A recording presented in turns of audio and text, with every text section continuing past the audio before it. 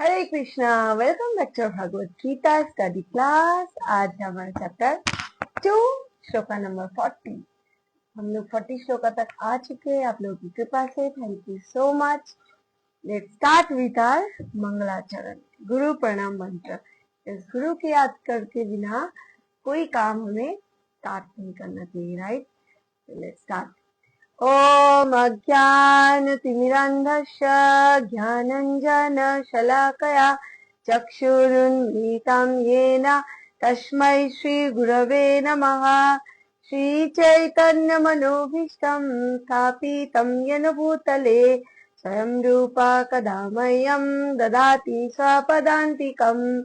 वन्देऽहं श्रीगुरा श्रीयुतपदकमलम् श्रीगुरुन् वैष्णवांश्च श्रीरूपं साग्रजातं सहगण रघुनाथान्वितं तं सजीवं साद्वैतं सावधूतं परिजनसहितं कृष्णचैतन्यदेवं श्रीराधाकृष्णपादान् सहगण ललिता श्रीविशाखान्वितांश्च।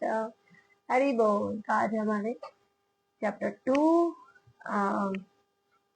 भगवत गीता की श्लोका नंबर 40। तो यहाँ पे बहुत सुंदर श्लोक है। नेहा विक्रमनाशस्ति प्रत्यवाय न विद्यते स्वल्पमपस्य धर्मस्य त्रायते महतो भयात्। श्लोक का मीनिंग क्या है? इस प्रयास में न तो हानि होती है न ही हर्ष, अपितु इस पथ पर कोई की गई अल्प प्रगति भी महान भय से रक्षा कर सकती है। इस पथ मतलब कौन सा पथ? जो भगवत के पथ मतलब भगवान की ओर जाने वाले जो पथ है, जो वे है, उसमें अगर हम कोशिश करें तो बोलते इसमें कोई बुराइयां तो है ही नहीं, लाभ ही लाभ है। तो इसीलिए अगर थोड़ा सा भी हम करते हैं, इस श्लोका में क्या बोल रहे, तो आपको महान भय से त्राण करने वाले होते हैं ये भक्ति पद, है ना? इसीलिए कैसे तात्पर्य में समझते। तात्पर्य श्रील प्रभुपाद की जय। कर्म का सर्वोच्च दिव्य गुण है कृष्ण भावनामृत में कर्म या इंद्र तृप्ति की आशा न करके कृष्ण के हित में कर्म करना। ऐसे कर्म का लघु आरंभ होने पर भी कोई बाधा नहीं आती है, न कभी इस आरंभ का विनाश होता है। भौतिक स्तर पर प्रारंभ किए जाने वाले किसी भी कार्य को पूरा करना होता है और अन्यथा सारा प्रयास निष्फल हो जाता है।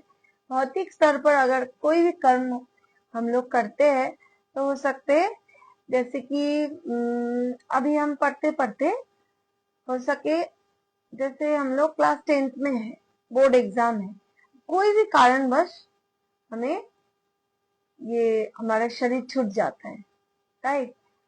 या नहीं हो पाता, वो अधूरा हो गया।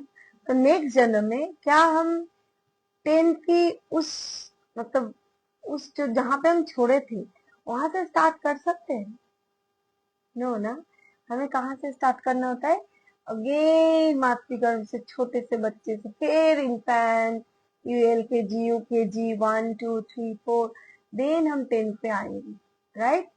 बट ये भौतिक कार्य है, क्योंकि हमें ये जो 10th पढ़ना, 12th पढ़ना, कोई डिग्री लेना, मटेरियल डिग्री लेना, जिसमें हमें भगवान की आध्यात्मिकता की और हमें भगवान की जीवन की जो सर्वोच्च गोल है, सुप्रीम गोल कृष्ण धाम जाना, वहां पे ये सब हेल्प नहीं करते। जब लाइवलीहुड के लिए चाहिए, एक सर्विस के लिए चाहिए हमें, वो ज्ञान है, ये परम ज्ञान नहीं है।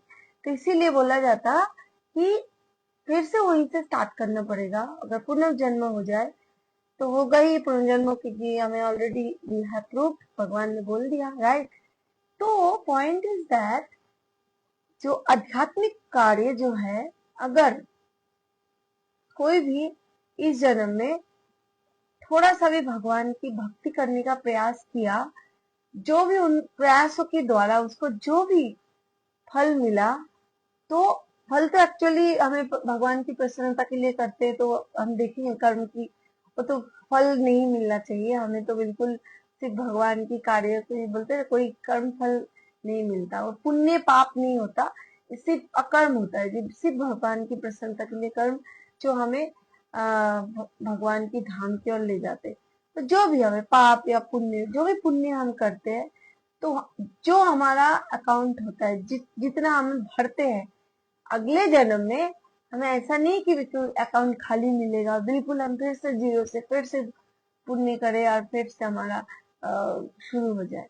नो, आध्यात्मिक कार्य की इसीलिए भगवान बोल रहे कोई हानि नहीं, क्योंकि जहां पे आप छोड़ोगे वहीं से ही आपका फिर से स्टार्ट होता है, जस्ट उसी के अगले से। अगर कोई जन्म में इतना पुण्य किया कि जैसे बहुत कुछ अचीव कर लिया, मेटेरियल भी आध्यात्मिक तक के भी, तो उसको उसका जर्नी, अगर वो भगवत धाम नहीं गए तो नेक्स्ट जन्म में उसी कोई धनी परिवार में या एक भक्त की परिवार में उनको जन्म होता है, वो जहाँ पे उसका भक्ति छोड़ा था उसी से वहां से इसको बिल्कुल स्टार्ट होता है, राइट। तो ये एक्चुअली सबसे बड़ी प्लस पॉइंट है ये आध्यात्मिकता कर्म करने की। किंतु कृष्ण भावनामृत में प्रारंभ किया जाने वाला कोई भी कार्य अधूरा रहकर भी स्थायी प्रभाव डालता है, अतः ऐसे कर्म करने वाले को कोई हानि नहीं होती, चाहे ये कर्म अधूरा ही क्यों ना रह जाए। यदि कृष्ण भावनामृत का 1% भी कार्य पूरा हुआ तो उसका स्थायी फल होता है और अगली बार 2% से शुभारंभ होगा। This is the benefit. भौतिक कर्म में जब तक 100% सफलता प्राप्त ना हो तब तक कोई लाभ नहीं होता। तो अजामिल ने कृष्ण भावनामृत अपने कर्तव्य का कुछ ही प्रतिशत पूरा किया था, किंतु भगवान की कृपा से उसे 100% लाभ मिला। इस संबंध में श्रीमद् भागवतम में एक सुंदर श्लोक बोला गया, क्या था?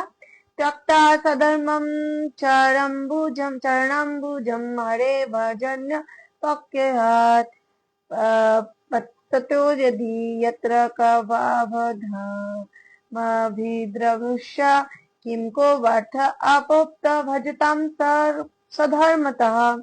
यदि कोई अपना धर्म छोड़कर कृष्ण भावनामृत में काम करता है, फिर काम पूरा ना होने के कारण नीचे गिर जाते हैं और उससे अब उसकी क्या हानि होता है। यदि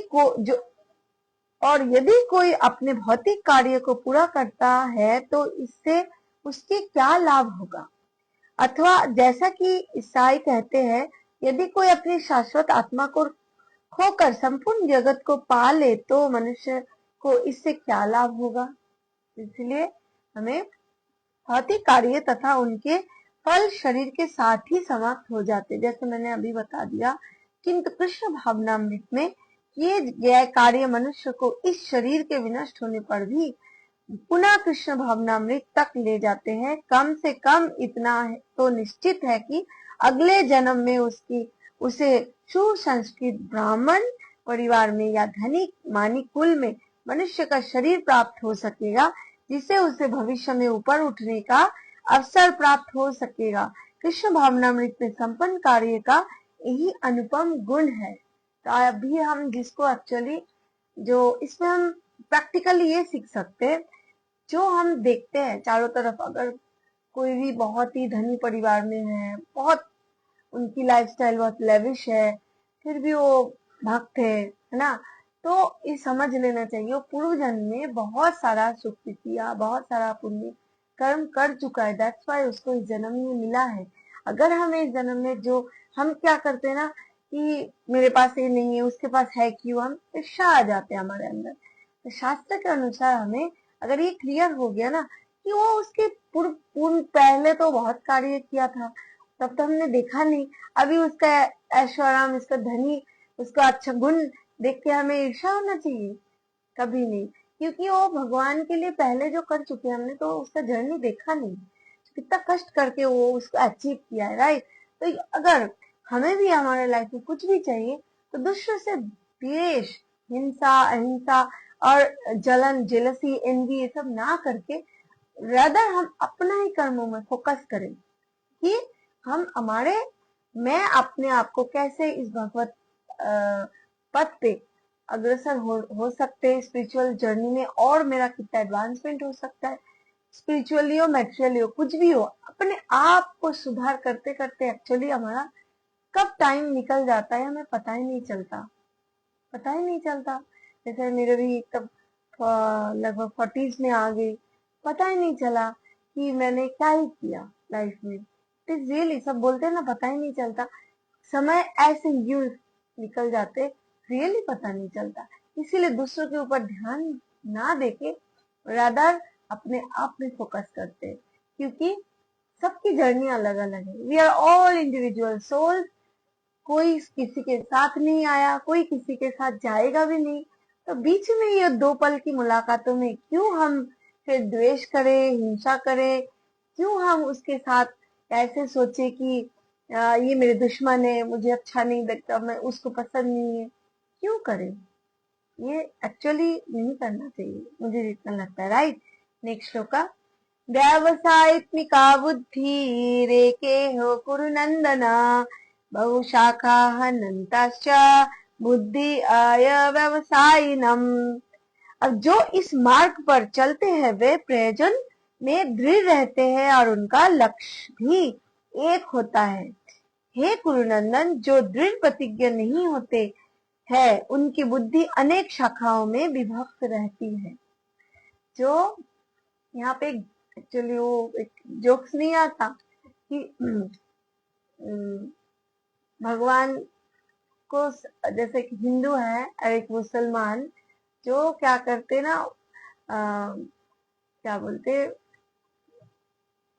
कभी बाढ़ आ गया था तो वो एक छत के ऊपर खड़े हैं। हाँ, अब उसको क्या बोलते, बचाने के लिए वो हेलीकॉप्टर भेजने के लिए अपने अपने इष्ट को बोलते पुकारो। तो कौन, जो मुस्लिम है वो क्या किया, "हे अल्लाह मुझे बचाओ।"